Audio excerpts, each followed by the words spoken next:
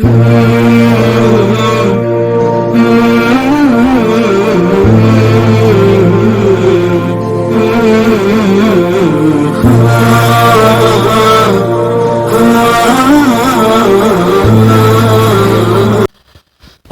علیکم ورحمۃ اللہ وبرکاتہ۔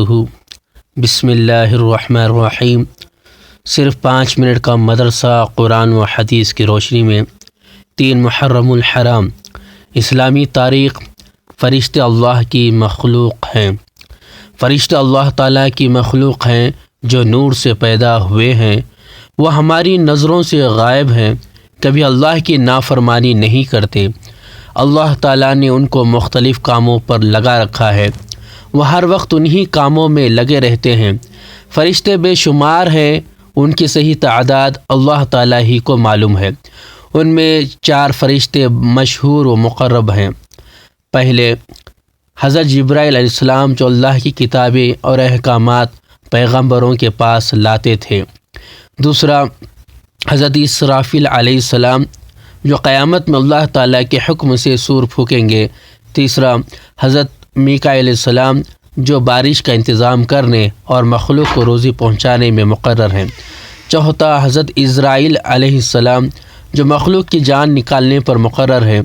اسی طرح ان کے علاوہ بھی بہت سارے فرشتے ہیں جو اللہ تعالیٰ کی حمد و ثنا اور اس کی پاکی بیان کرنے میں لگے رہتے ہیں۔ اللہ کی قدرت۔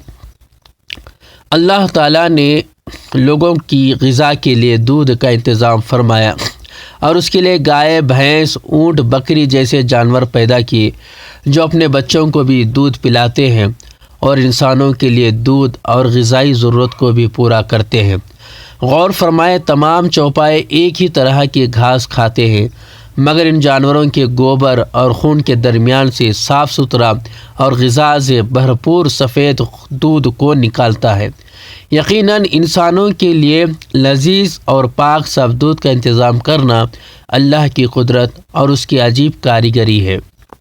ایک فرض کے بارے میں غسل میں پورے بدن پر پانی بہانا۔ رسول اللہ صلی اللہ علیہ وسلم نے فرمایا، جسم کے ہر بال کے نیچے ناپاکی ہوتی ہے، لہٰذا تم بالوں کو دھو اور بدن کو اچھی طرح صاف کرو۔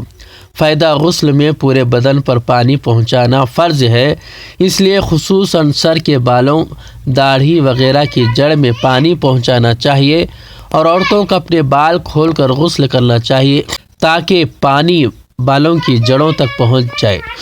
ایک سنت کے بارے میں وضو میں داڑھی کا خلال کرنا۔ حضرت انس رضی اللہ تعالیٰ عنہ بیان کرتے ہیں کہ رسول اللہ صلی اللہ علیہ وسلم جب وضو فرماتے تو ہتھیلی میں پانی لیتے، اسے ٹوڑھی کے نیچے داخل کرتے ہوئے انگلیوں سے داڑھی کا خلال کرتے اور فرماتے، اسی طرح میرے رب نے حکم دیا۔ ایک اہم عمل کی فضیلت۔ 2 محبوب کلمے۔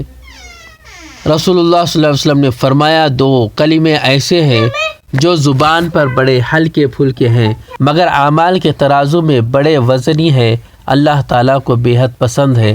وہ 2 کلمے یہ ہیں، سبحان اللہ و بحمدہ سبحان اللہ العظیم۔ ایک گناہ کے بارے میں ٹخنے سے نیچے کپڑا پہننا۔ رسول اللہ صلی اللہ علیہ وسلم نے فرمایا، جس نے اپنا تہبند تکبر کے طور پر زمین پر گھسیٹا تو ایسے آدمی کو دوزخ میں روندا جائے گا۔ دنیا کے بارے میں آخرت کے عمل سے دنیا حاصل کرنا۔ رسول اللہ صلی اللہ علیہ وسلم نے فرمایا، جو شخص آخرت کے کسی عمل سے دنیا چاہتا ہے تو اس کے چہرے پر پھٹکار ہوتی ہے، اس کا ذکر مٹا دیا جاتا ہے اور اس کا نام دوزخ میں لکھ دیا جاتا ہے۔ آخرت کے بارے میں مسلمانوں سے جنت کا وعدہ۔ قرآن میں اللہ تعالیٰ فرماتا ہے، اللہ تعالیٰ نے مسلمان مردوں اور مسلمان عورتوں سے ایسے باغوں کا وعدہ کر رکھا ہے جس کے نیچے نہریں بہہ رہی ہوں گی، یہ لوگ ہمیشہ ان باغوں میں رہیں گے، اور ایسے عمدہ مکانوں کا وعدہ فرمایا جو ہمیشہ رہنے والے باغوں میں ہوں گے۔ طب نبوی سے علاج 3 چیزوں میں شفا ہے۔ حضرت ابن عباس رضی اللہ تعالیٰ عنہ بیان کرتے ہیں کہ رسول اللہ صلی اللہ علیہ وسلم نے فرمایا، شفا 3 چیزوں میں ہے، پہلا شہد پینے میں، دوسرا پچھنا لگانے میں، تیسرا آگ سے داغنے میں، اور میں اپنی امت کو داغنے سے منع کرتا ہوں۔ لہٰذا داغ کر علاج کرنے سے بچنا چاہیے۔ قرآن کی نصیحت۔ قرآن میں اللہ تعالیٰ فرماتا ہے، اے ایمان والو، اللہ سے ڈرتے رہو اور سیدھی سچی بات کہا کرو، اللہ تعالیٰ تمہارے نیک اعمال کو قبول کرے گا اور تمہارے گناہ معاف کرے گا، اور جو کوئی اللہ اور اس کے رسول کی اطاعت کرے گا تو بڑی کامیابی کو پہنچے گا۔